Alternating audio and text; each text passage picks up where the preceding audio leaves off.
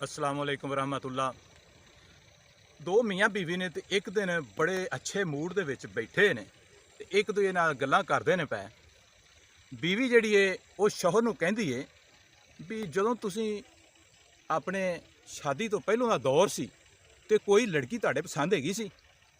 मियाँ साहब बड़े तजर्बाकार आदमी सी, उन्हां आख्या नहीं। बीवी ने फिर पुछया भी जदों तुसीं छोटे जिहे सजे ते प्राइमरी स्कूल दे विच पढ़दे साजे ते तुहाडी गली दे विच जां महल्ले दे विच कोई ऐसी लड़की हैगी सी जिहड़ी तुहाडे नाल स्कूल जांदी हुंदी सी ते जिन्हों तुसीं पसंद करदे साजे? मियाँ साहब ने कहा नहीं, कोई लड़की है जी नहीं सी। फिर कहा भी जदों तुसीं मिडल स्कूल दे विच चले गए उस वक्त? मियाँ साहब ने कहा नहीं, मैनू किसी लड़की का कोई पता नहीं, मैनू कोई लड़की पसंद नहीं सी। ते बीवी ने फिर एक सवाल दाग दिता। उसने कहा भी जदों तुसीं मैट्रिक दे विच चले गए ते तुसीं वड्डे हो गए, तुहाडा ज़मीर शऊर भी वड्डा हो गया ते उस वक्त तुसीं किसी लड़की नूं पसंद करदे साजे? मियाँ साहब ने कहा नहीं, मैनू कोई लड़की पसंद नहीं सी।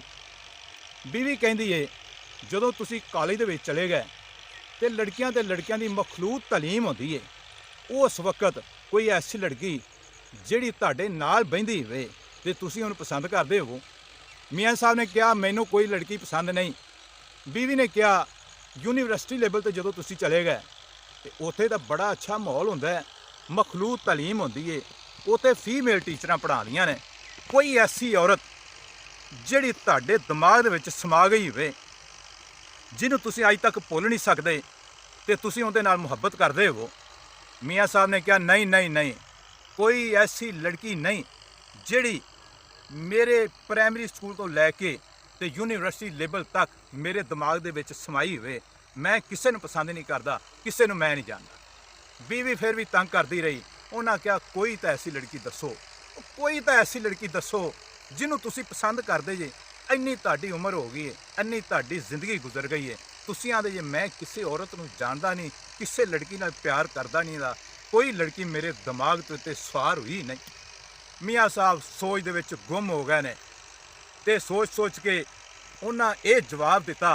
उन्हां कहा भी जदों मैं मैट्रिक दे विच पढ़दा सां ते एक मशहूरी आंदी हुंदी सी डेंटोनक दी, उहदे विच एक लड़की नूं वहाया जांदा हुंदा सी।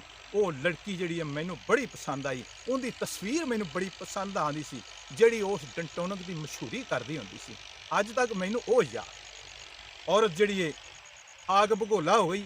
उसने क्या मैनू अगे ही पता सी तुहाडे दिमाग दे विच कोई लड़की जिहड़ी वो सवार है, जिहड़ा तुसीं मैनू सही बुलांदे भी नहीं, सही मैनू टाइम नहीं देंदे, मेरे अखराजात पूरे नहीं करदे, मेरे नाल तुसीं प्यार नहीं करदे। वो लड़की है जिहड़ी डेंटोनक दी मशहूरी देण वास्ते आंदी सी।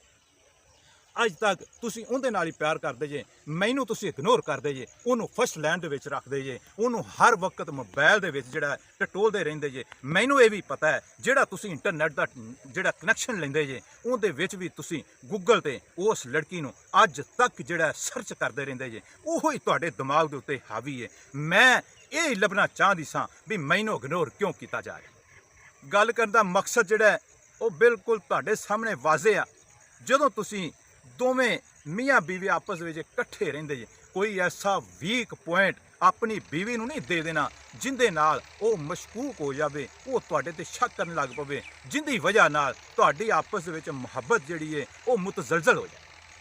आम लोगों का शौक होंदा है जदों पिछले पारे चले गए, बच्चे हो गए, फिर अपनी जवानी दीयां गल्लां, अपने बचपन दीयां गल्लां जिहड़ियां वो शेयर करते रहंदे ने। कदी कदी इस तरह का भी मौका आ जाता है, ऐसियां गल्लां भी सामने आ जांदियां ने भी मियाँ बीवी दीयां आपस में तलाकां हो जांदियां ने, बीवी नूं तलाक मिल जाती है। मियाँ साहब जिहड़े ने कल्ले दे कल्ले रह जांदे ने, बीवी किते धक्के खांदी फिरदी है ते मियाँ साहब किते हुंदे ने। ये इस गल दा नतीजा हुंदा है जिहड़ा मस्त माहौल दे विच बह के ते अपणियां गल्लां जिहड़ियां ने एक दूसरे नाल वो शेयर करनियां जिंदा तुहाडी मौजूदा जिंदगी दे नाल तलक भी कोई नहीं।